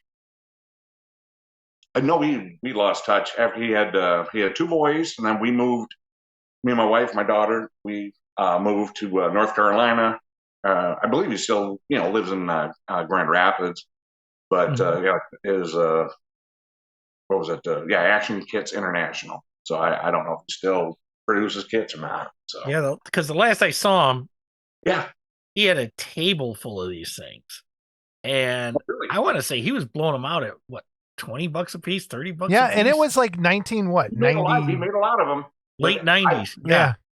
Yeah. And he just wanted rid of them. At that point, I think he just wanted out. Yep. And so he had a table, and that's all he had. And by the end of the show, they were all gone. And it was like, because for $20 at that point, everyone was like, "Fuck, for $20? Fuck yeah, I'll take it for $20." Oh no, for the cost of producing them, because I was making hollow cast versions, and then when he came to me and he goes, "Here's the new porcelain one," but the head wasn't changed at that point. So it's like they did the head a little farther down the line because there should be some originals out there. They have my original Phantom sculpture because the mask, when I did it, the metal one after it was cast, should like kind of snap on. Okay. It's no loosey goosey, but now it looks like he's all withered away, and I don't like it. But so anyone who's watching this and you have this kit, pull out the parts and look at the head and send me some pictures, and let's see if we can find an original head, and we'll show it on the show. Because like I said, I have one in resin. Okay. That's out in my garage. I got to dig it out, and I have. Yeah, if you ever come across it, email me the picture and I'll share it with everybody. Yeah. That would be cool to see. Oh man, I want to talk about special effects here a little bit. Yeah. You're how old? For everyone to know. I'll be 55 this year. 50. So, okay, so you're about 5 years older than me, a little bit younger than Scott. But you're living the dream that I had in high school. Like I wanted to go into special effects, which kind of led into the model kits and painting things. And I want to get your opinion on this because it's something that really bugs me to this day. Is I went down to Joe Blasco to like check out the school, and I think I've told this story on the show before. And I went in high school, I went to community college for a year. I'm like, I want to do special effects. So I went down to Joe Blasco, and a couple of friends of mine had gone like 2 weeks prior to check out the school.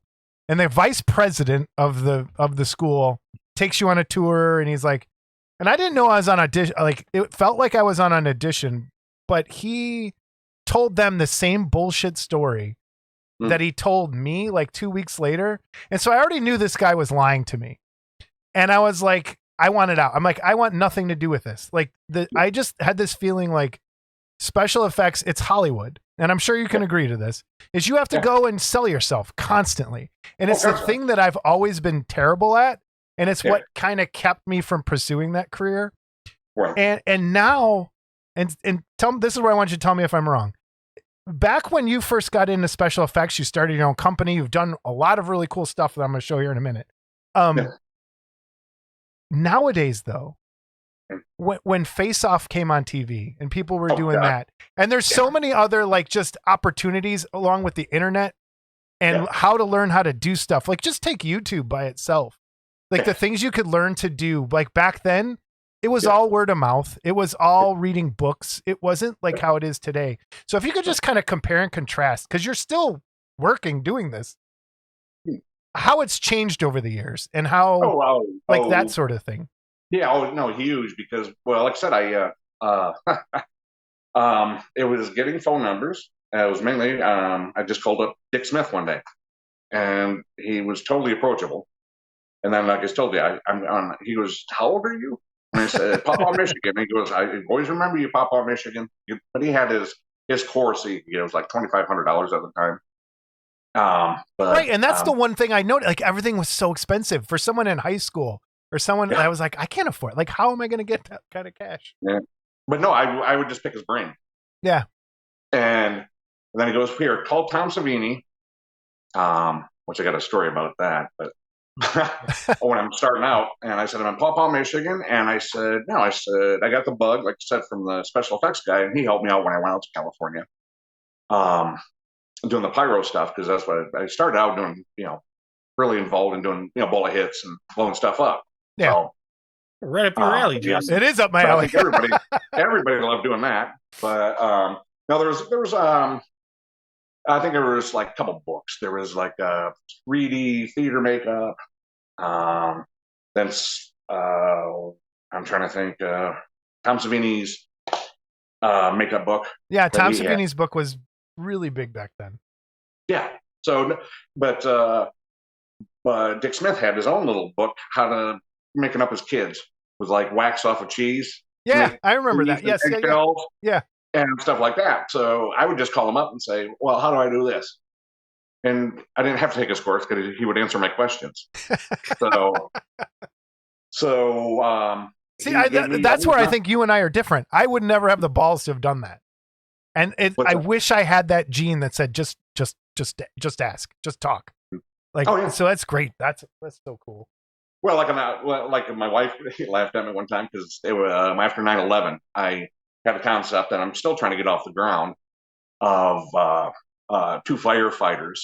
That's why I wanted for the monument was one is Brahms that he's holding his helmet, looking down, and then another one is behind him in clear resin. Was full size with his hand on his shoulder, called In Spirit. Yeah. So it's like his buddy that has fallen, kind of thing. But I called the White House. And she goes, "You did what?" And I go, "What? They work for us." Yeah. So yeah, I called dispatch at White House, and I go, "Who do I call about doing the monument stuff?" So they put me through, But so I had White House on my phone. But no, I mean, it's like, come on, it's like you don't know unless you ask. And I wish I would, like, if I could go back and tell myself something, it would be that. You don't know unless you ask. But I dropped out of high school when I was 17 because I got hired to do a movie. And I went to my mom, and I already knew how to weld, and I grew up with my dad's buddies that, built all the taxi cabs at Checker Motors. So on the weekends, pig roast or whatever, they would come over and go, "John, here's how to weld. Here's how to paint. Here's how to, spray a car. Here." I'm going, "Cool." And I could barely have the helmet on my head. Yeah. Because I was like 6 and 7. So I'm going, all right, I'll learn. Just sit back and listen to the old guys. And God, I'm getting off track here. No, but no, you're not. I like this kind of thing. Keep going. No, but then because my principal said you're never going to mount anything because your grades are really bad. Blah blah blah. And I go, I have all A's in art and shop, and this and that. But and he looks at me and he goes, "You're not going to go anywhere." And I said, "Mom, I have an offer to work on a movie. So can I drop out of school and go work on the movie, or finish school? I can finish school later." And she goes, "Well, you're off to California." So they put me what on a great plane mom! To send me to my uncle who lived in California. So. What a great mom! There's not many moms out there that would have said, "Sure, do that." Oh no, but I was always sculpting up in my room. I wish I still had pictures of everything I was sculpting and stuff like that. And my dad, he goes, "You're one of the most talented kids I know, how come you don't want to be an electrician like me? I go, I want to be an artist like me.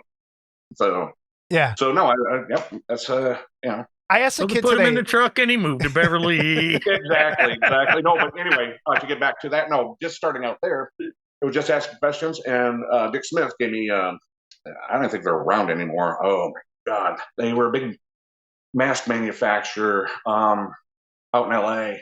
Made all the rubber masks. Don Post. Don Post. Yep. And I got his phone number from Dick Smith, Don Jr. Yeah. So when I was out in California, I sat down and met with him, and he gave me all these names. He goes, "You never got them from me." For Rick Baker, so I just went shop to shop when I was 17 and going, I want to try to get in the FX business. And so I met everybody on my list because I made a list before I went out there. I said, I want to be in special effects when I get older. So I want to meet Rick Baker. I want to meet, Kevin Yeager. I want to meet all these different people. The only one that I was supposed to meet, it was going to be like in a week, was Jim Henson, but he ended up dying because he chose not to go to the hospital. And I seen that on the news when I was out in LA because I'm supposed to go meet him. And then he was not Scientologist, but where he said, God will treat me. I don't need to go to the doctor or take medicine. Christian Science. Christian Scientist. Yeah. Christian Science. Yeah. Yep. But then he was the only one on my list that I didn't meet. But, wow. No, I made a goal list and I stuck with it. So. That's really good and advice. Now it's flooded. Yeah. With everything, today's technology, there's, to me, too much. There's too many silicones to choose from. No, I mean, I like a variety. But, if I'm doing a silicone appliance, this guy says, well, this is the best way. And no, this is the best way. But whatever works, it's not the best way. Yeah. It's just whatever works for you. Yeah. But, they're trying to push, and join us. And they went to Glasgow and created their own school. And then now there's how many schools? Right. And, it's like, so from then to now, I'm glad I went the way I went because there was only a certain core people that you dealt with. Now there's around the world, hundreds, of different companies that you can go with. So I like it better when it was just me going, oh, fuck, that resin didn't set up. Shit, it spilled all over my rug in my bedroom. Or when my mom got pissed and I put foam latex in the oven and then cupcakes taste like freaking ammonia or, piss. Or she goes, why did you do that to my oven? I go, sorry. But, no. So I have this picture here that I'm gonna let everyone see, and it's a naked man's torso laying like this. Yes. And you've done quite a few, and there's this though. Is it a werewolf looking costume with the big ears? Yeah, the big ears. Yeah, that was for a movie that we did when I was working for Robert Kurtzman and Crestline, Ohio here. Because I'm in Shelby now, but Crestline's like, 10 miles away from here. It was called Late Phases. And it's about geriatric werewolves. It's basically old folks' home, but they're all werewolves. So there's that one. And then the naked body one should be, if he's laying on his back, that was Stephen King. That was for... I think that was for Netflix. It was called Gerald's Game. Stephen King. Okay. And on that one, sculpted we just took a body cast and did the silicone. But my favorite part that I did on that one was I love doing replica animals. So there should be a German Shepherd head that was in there. That's the German Shepherd. That's what I want to show right now too, because it's leading to a point that I want to talk. There it is. Because I had punching hair. I had a week and a half. I laid that up, and most of that was I just sculpted the base head. I took a wolf form, to save time, and just hogged it down, and then just went and made it look like the German Shepherd because it had to match a dog. It had to make soft teeth so it could actually bite the real actor. But that was just a hand puppet that was basically eating him. And just laying the hair. It's just one of those things that I just love to do, poking. So that's what I was like. Do you enjoy poking the hair, like punching the hair in and getting? Oh no, well to an extent, but it sucks. I mean, I'd rather poke it than doing tying hair. There's some people who just sit there and tie hair to make beards or the wefting. Or not wefting, ventilating. But I'm going. No, I said you can keep that shit. I said I'll buy the pre-made or have somebody else do it. But no, poking the hair just around the nose area and around the eyes. The rest is all just laid, Just laying it in. on stretch fabric. What did that, how long did it take to do the dog? Like hair wise? I only had, because a week and a half to do the sculpt to the finish where I had to be on set. So it took me a couple days to sculpt the head, make a mold, and then make a silicone nose and silicone eye sockets for it. And Oh my gosh. then make the hollow head base, yeah, and then make the aluminum jaw and everything so it can open and close. But doing the hair, I think it was still a little wet from the glue when I put it in the box to ship it down to North Carolina where they were shooting. But it took me about, I don't know, 3.5 days, probably hair wise. Okay. The rest was all time and making molds for like I said, the eyelids and getting everything situated. So, and then you have Tusk. You worked on Tusk? Yes, with Kevin Smith. Yes. Okay. Because Brian, our other host here on the other show we do, he is a huge Kevin Smith fan, and Tusk really? is on my list to watch. I have not seen it yet. He's making me watch it here shortly. But, it's different. Yeah. when they said we were working with Justin Long, they sent us a head cast of Justin Long, who's a star in it, and Bob Kurtzman from K&B, the K&B effects. Yeah. He opened a shop in Crestline, Ohio, called Creature Core, and Robert Kurtzman's Creature Core, and that's when I moved from North Carolina when I was down there, and then I was at his shop foreman for probably 5 years, 5 or 6, but when he goes, Kevin Smith wants to do a movie, and I go, okay. I said, that's a Silent Ted and Bob. Who? I know I didn't know when I first met him. I'm like, hey, like your stuff, and I'm going, but I really never watched it. I'm sorry, but going, okay, the guy's going to be turned into a walrus. I go, what the? And I know Kevin smokes a lot of weed. He has his own product line of weed. But then we did Tusk, and then we did one that's called Yoga Hosers.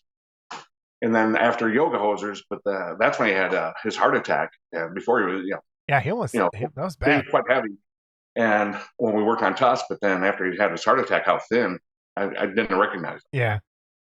But no, Tusk was a treat. But like I said, when it's a dark comedy, I guess you would call it. Because why would somebody want to surgically transform somebody into a walrus? But, or the Yoga Hosers one.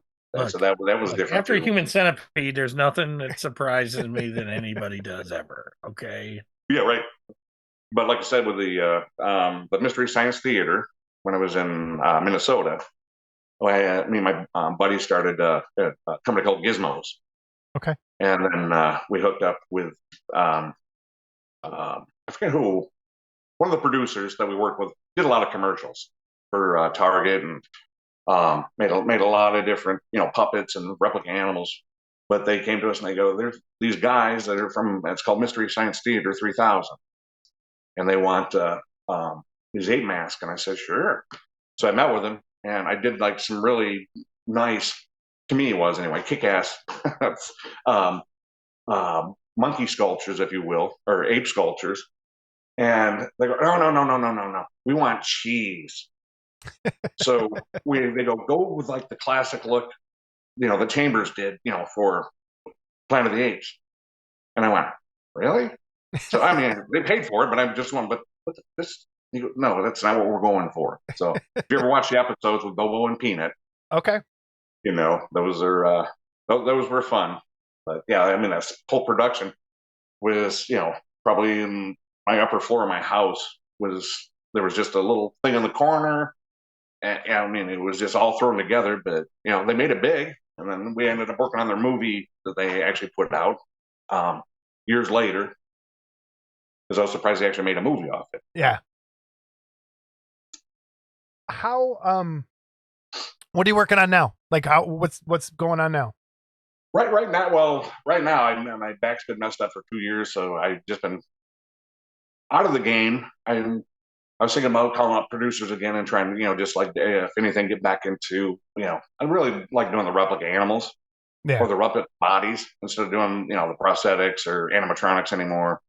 Because that's too much tooling that's involved. But right now, I think it's in my daughter's, link for her artwork, but there's one that's on there. It's called, she called it Bubblegum Bitch.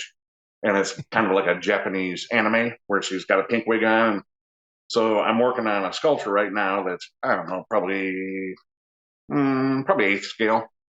Trying to make a 3-dimensional painting with her, because I want to, try to work sculptures into her painting so that if there's a hand coming out or, just different unique stuff. So she's, game on that. So we're getting ready to order a bunch of stuff, and that'd be fun to, throw you guys' way if you're interested. For sure. I'm going to document. I'm going to document doing, because she has all these different characters that she does on her little web show that she has. Okay. She wants to be made up as an old person, a black guy. So no, we just got our new catalog. I said, I haven't done that in forever, but I said, yeah, let's do it. So that's take a awesome. head cast of her and start doing, different sculptures of what she wants for the different characters, because she wants to play all the characters. Gotcha. Okay. So she's going to be, the Jewish guy, or, the black guy, or Asian, woman. So yeah. So she's way into that. So that's what. So that intrigued me. I said that sounds fun, but other than that, like I said, I really haven't ventured out much because my back I got a pinched sciatic nerve, and that doesn't aid in working. No. So that's why I have to sit or stand only for a limited amount of time before it starts hurting. So you seem to do everything, what I'll say, traditionally. Mm-hmm. Now there's so much being done digitally now. Have you thought about taking that plunge and learning any of that software and stuff like that? I think some of it, but I think there's still a market for doing the traditional, because like I always loved about Jurassic Park, because nobody ever seen. I said, have you ever seen a dinosaur? But when they mixed digital with the real puppets that Stan Winston did, that was beautiful. But like when you see Jumanji, the people seeing real animals are going, that doesn't look like a monkey. You know what I mean? The animals didn't look right. But no, technology now is beautiful. Yeah, because my daughter and I were just talking about that with the AI stuff, because she hand paints everything with oils. And now everybody is an artist because they can just push a button and go, look what I did, Mom. I took your face and stretched it and turned it into a work of art. And there was just something we were watching where somebody sold an AI painting for like $500,000. My daughter about shit. Just on the computer. And it was nothing. It was like a guy made out of smoke rings that they sold at Christie's. Right. Well, and I was talking more in terms of like the sculpting and the 3D rendering. Oh, no, just the 3D modeling and stuff. I dabbled in it, but no, I want the clay under the nails, and if we do a 3D rendering, for visual purposes to see where I'm going with it. Yeah, I'll play with that, or I still like drawing the stuff, but because I was playing around with that the sculpt and digital sculpt, and I'm going push. I'm going, no, I'm pushing around, but I'm not feeling it. Yeah. I said I got to have it under my fingernails. I got to vacuum it out of the carpet, get it out of my hair, and no, I much prefer the smell hand. It, smell it stuff. When you put your hand to your face. You want to smell the clay. And just like which I miss, but I'm glad I don't use anymore sulfur-based clay, because that affects silicone appliances. So the stuff I use now is basically Chavant clay and clean clay, but the Chavant changed it. I forget what. A lot of people are using monster clay these days. Yeah, no, that's what monster clay, and one of my buddies. Well, when you were mentioning about Face Off, 3 of the people I worked with at Bob's shop, Al Tuscus, Dave Greathouse, and Becky Ingram, they were on Face Off. They wanted me to go on it, and I said no. The reason I'm not, because they own you, and they pay you $300 a week. And I go, I'm not going to take off work for $300 a week just to be on a TV show. I go, nobody's going to remember me Right. after the show because they have so many people, Right. doing it. I'm going, I go, no. I said, no, I know how the Hollywood shit works. They edit and make it seem like you're an asshole when you're a nice person, but that's what they want. They want the drama. Yes. So Yes. I said, Siobhan's is no. contour clay now. Is that right? Contour. I'm sorry. Siobhan's clay is Siobhan's contour clay. Does that sound right? Oh no, theirs was the NSP that I always used. Oh, okay. Non-sulfurated plastiline. But Al, he was friends. I forget. I think his name's Arnie that owns Monster Makers. I think he gave him. I can't say this to be true, but I would always take Chavant, the NSP hard, and add what you call Prills, beeswax, and melt it with that, so it was a softer consistency that I liked.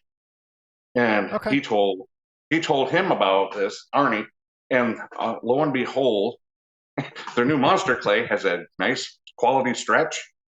And I'm just like, he did. He goes, yeah, I told him the recipe. I'm going, son of a bitch.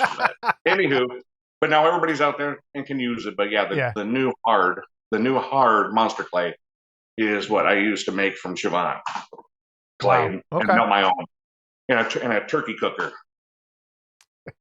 And just melt it down and make my own blocks. I would put the clay I was using was in not the pressure cooker. What are those? Slow cookers. I would put them in there. Yeah. Well, I did that, but I trashed so many of those because it would get hot and burn. Yeah. So that's what the water bath inside the turkey, the big turkey, or the slow cooker for the turkey, but pour water bath on it, and then it wouldn't melt or it wouldn't burn. Yeah. So that's what I use now. So. Well, thank you so much for joining us, and thank you for reaching out to me about this. Great to have finally met you and get some background on this. This is really cool. Awesome. Now, like I say, there's more stories. Yes, we'll be in touch. It's past my bedtime.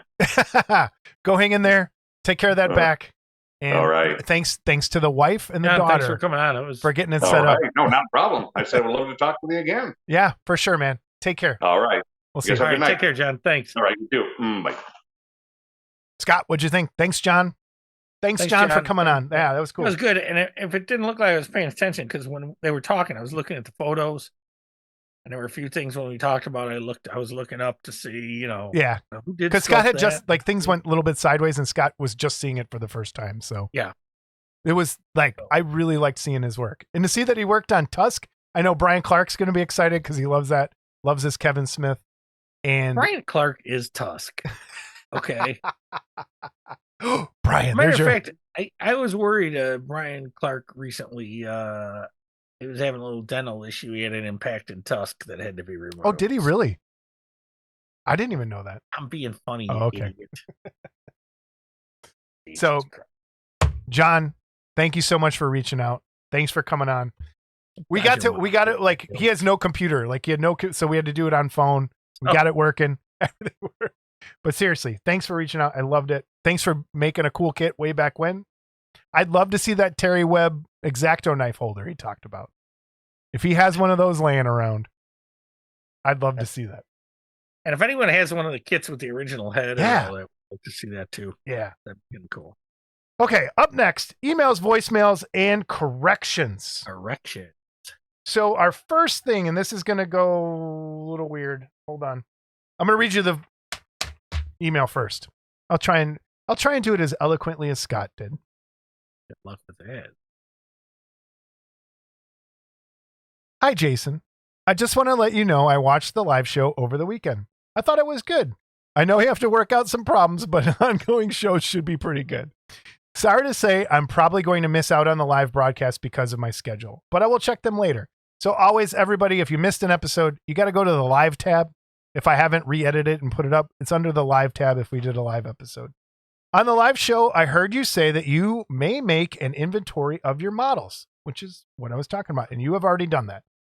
Do you know that you can easily do it on the website Scalemates? I have all of my models and model equipment and model supplies inventoried on there. It doesn't cost anything. It has almost every model, and if the model isn't listed, you can add it to the site. A lot of the resin models are already there. You should at least check it out sometime. Could you do me a favor and ask Scott if there is a model of the 1968 show Go Go Gophers?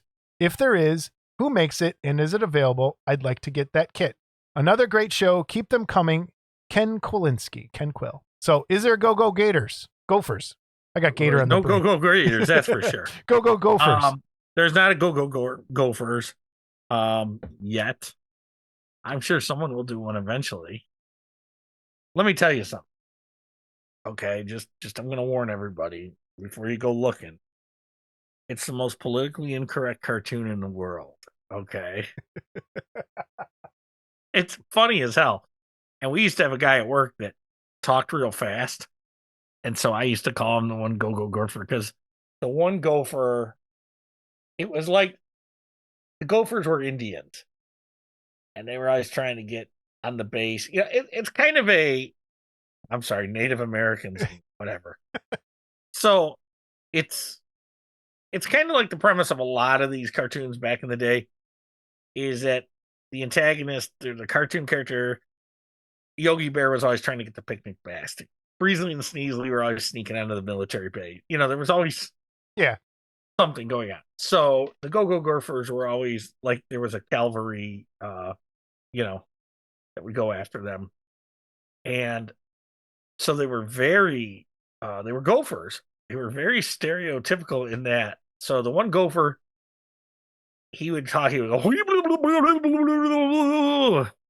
and then the cavalry captain or whatever would go, what did he say? And then the other gopher would go, he must say blah, blah, blah, blah, blah, blah. He'd say what he said, but he's the only one that could understand him, And this other one, he'd go nuts. He'd be waving his arms and shit. Look, you're not going to be offended. It's hilarious, but if you're easily offended, do not watch Go Go Gophers. Well, if you're easily offended, you probably shouldn't be watching us. Yeah, you wouldn't be watching this anyway. So, all right. So I'm going to try and do this kind of live. So if this goes sideways, here we are. So I'm going to pull up scalemates and let me get this worked out. Hang on. I'm on the site and I'm going to do this live over here. Scott, let's test out what Ken said.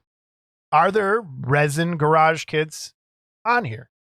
So can you think of one? And I'm going to search it and see if it's there.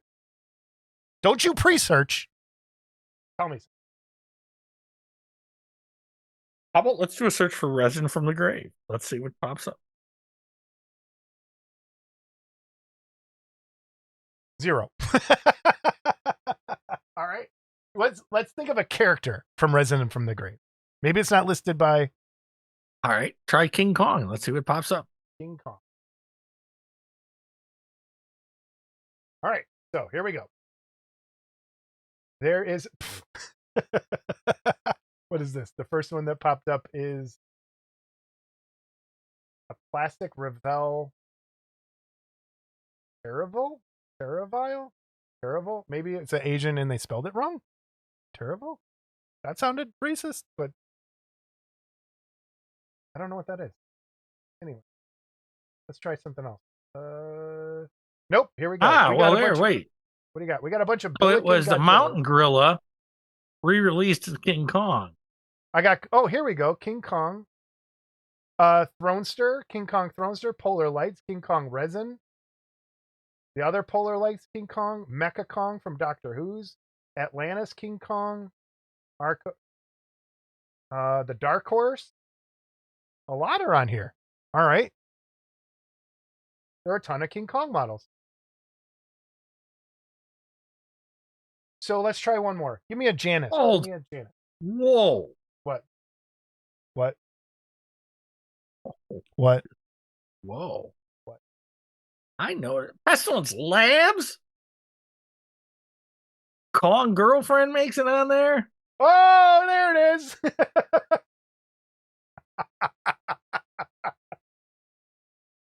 Let's look at the facts. Kong? Let's look at the facts. Does it say idea inspired from Scott Johansson? No, it does not.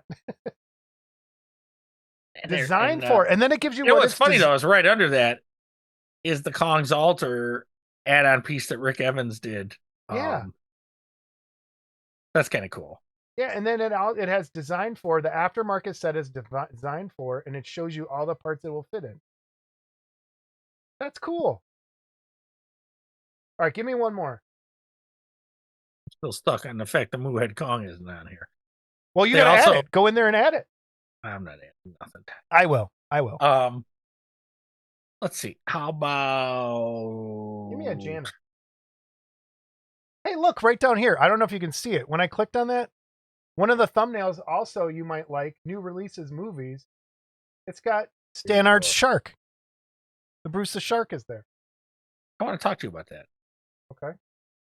Let's How'd do that one go more. for you? Sending that back. Did you break it? No, it went well. They said it arrived perfectly. All right, give me a Janice. Give me something. Yeah, let's go. Janice Dracula.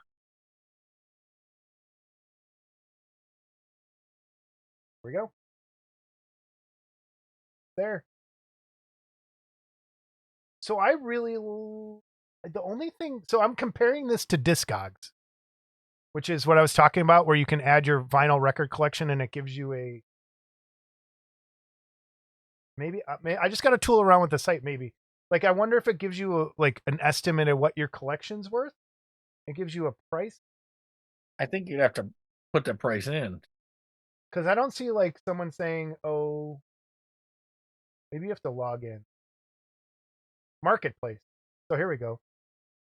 And it's not currently for sale in the marketplace area. Dude, thank you, Ken, for sending this in, because I'm going No, to. it's a nice database, but yeah, like Janice Dracula, there should be the vinyl. There should be, then that should piggyback into the Bride. But again, we're in a hobby that, and you can add it if it's not there, which is good.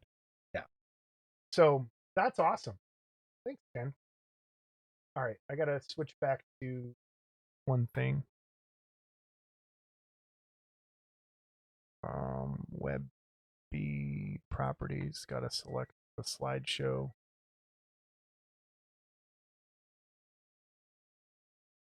Okay. wow, a lot of Creature from the Black Lagoon stuff. All right.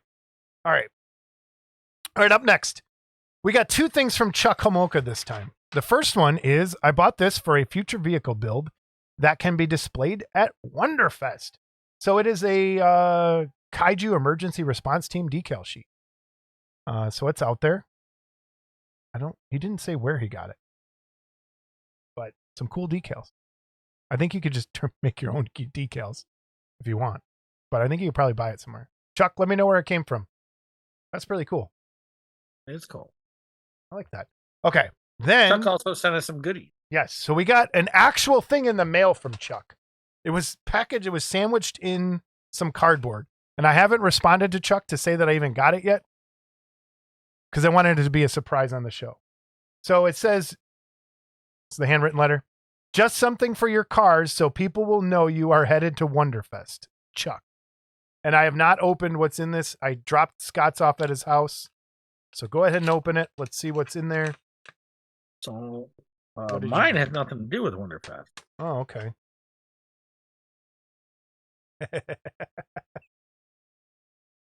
I don't think Scott's going to let me put this on his car. It is.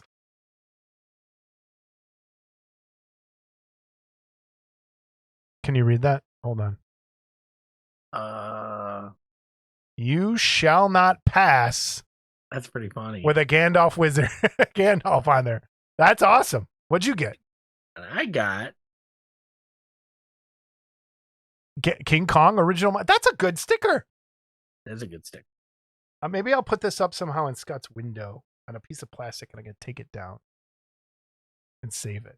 I kind of want to put it. Oh, it's one of those. Yeah, window because decals. that's going to be so intimidating in the minivan. It will. Chuck, thank you. Chuck. You're the best, man. Thank you, sir. That's awesome. All right. Speaking of other handwritten letters. Oh, I thought you were going to say, speaking of other handies, and we are going to talk about your mom, but okay. Oh, man. All right. From Mike Zizek. Now, cursive. an entire page of cursive. Have fun with that. So the main reason he sent this is he sent us a donation he didn't want YT to get any money. So he sent us a nice monetary amount that's going to go towards a camera. So thank you so much, Mike. So Thanks, Mike. Now, Jason and Scott, I'm going to do my best. I read through this twice on my own. You think you would have typed it? Maybe you should get one of those. No, I thought it. yeah, that'd be. But I was like, I haven't received a handwritten cursive letter in like since a girlfriend broke up with me, probably a long time ago. All right. Thank you both for what you do for the modeling community. I have said it before, but it means a lot to me personally. But it is also important for the modeling family that gets smaller each year. I have never met the people that you have done tribute to, but I can tell you they were really good people.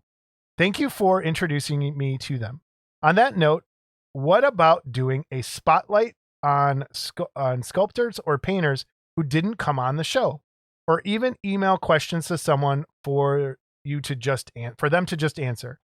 There are a lot of people out there who are great artists, even from the likes of Cam Boggs or Jerry Frade. Stick with us because that's been on my list for a while. I did not make a live stream donation because I wanted you to get the full amount. Please accept this as a small token of my heartfelt appreciation. Scott, I would like to buy you a shaker of salt and a 6-pack of Coke. Jason, I would like to buy you a drink of your choice. Yes. I can't believe you have that right there. Whatever's left can go towards that new camera for Scott. You have talked about that for 6 years. Not 6 years, for 2 years.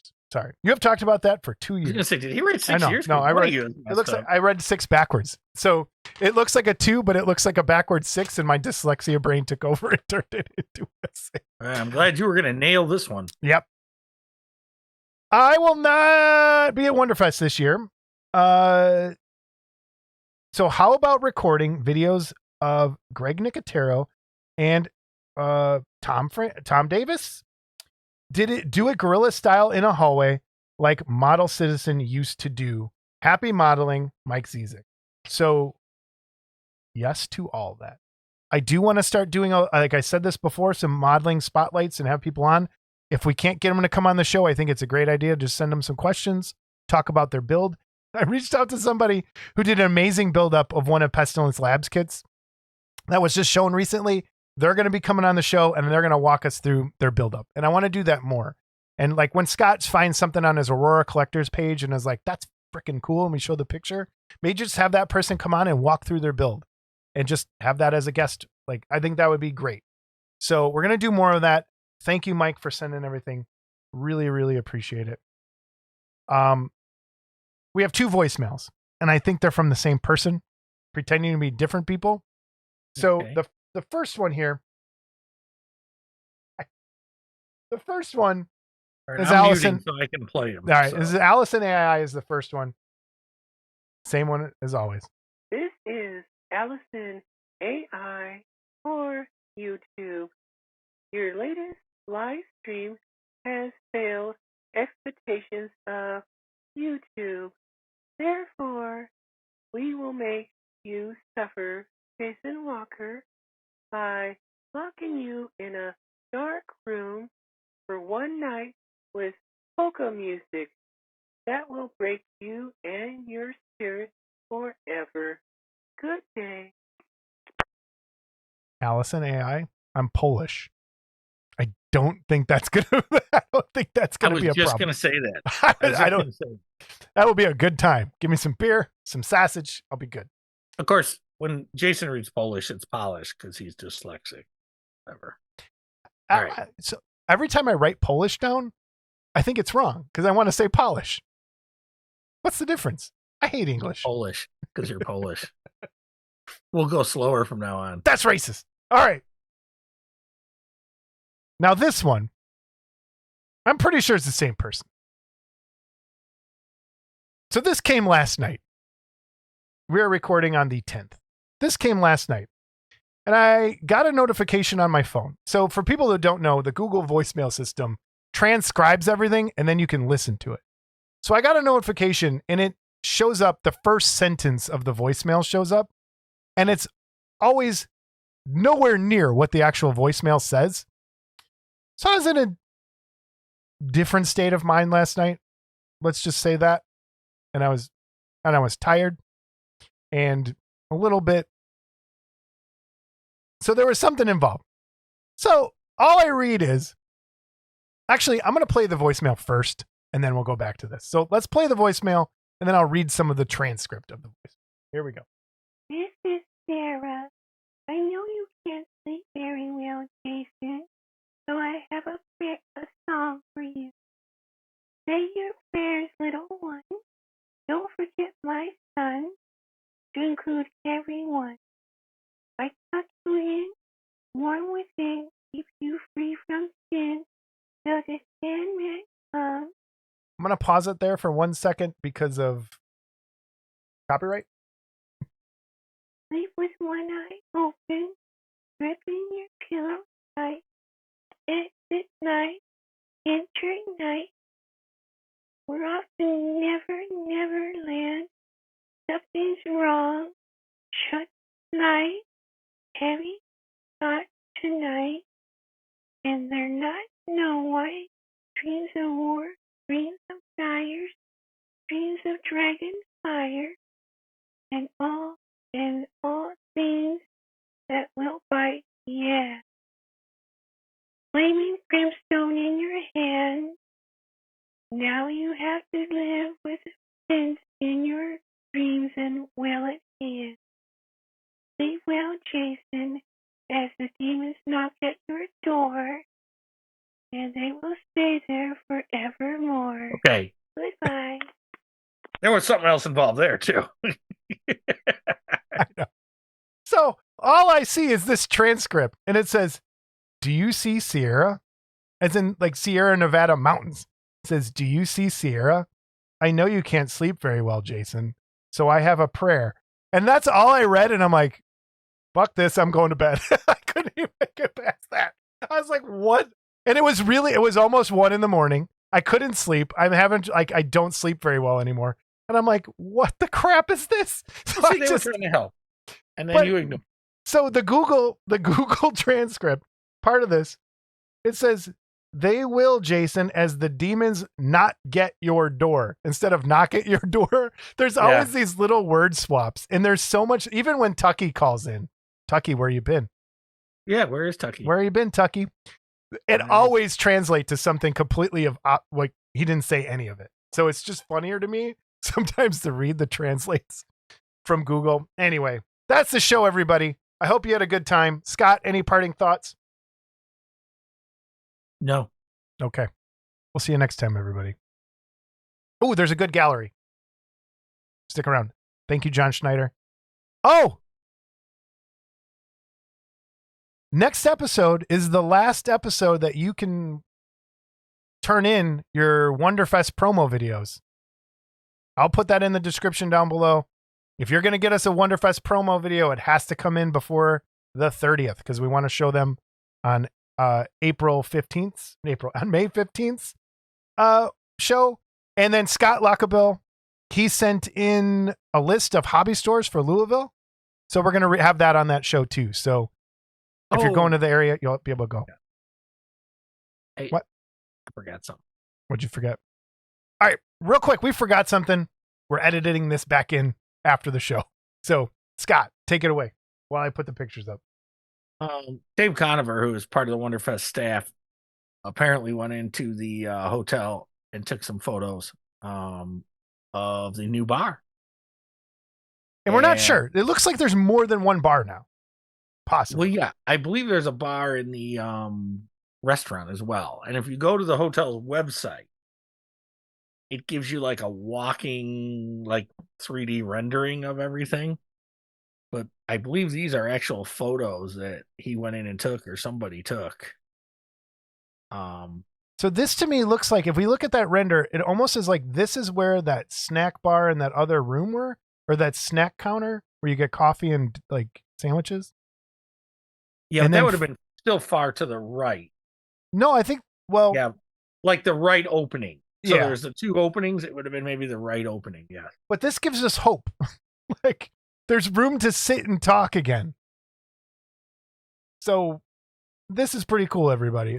This makes me a little excited to see how it turns out over there. I'll be spilling my old fashioned on one of those yellow chairs Saturday evening. But man, really cool. Thanks, Dave. All right. Say goodbye, Scott. Goodbye.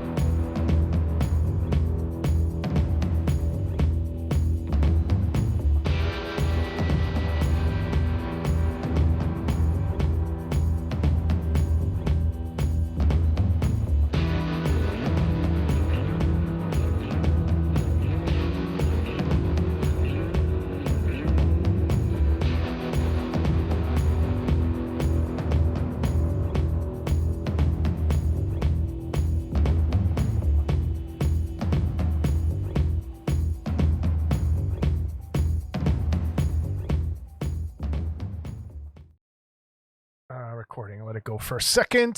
Here we go.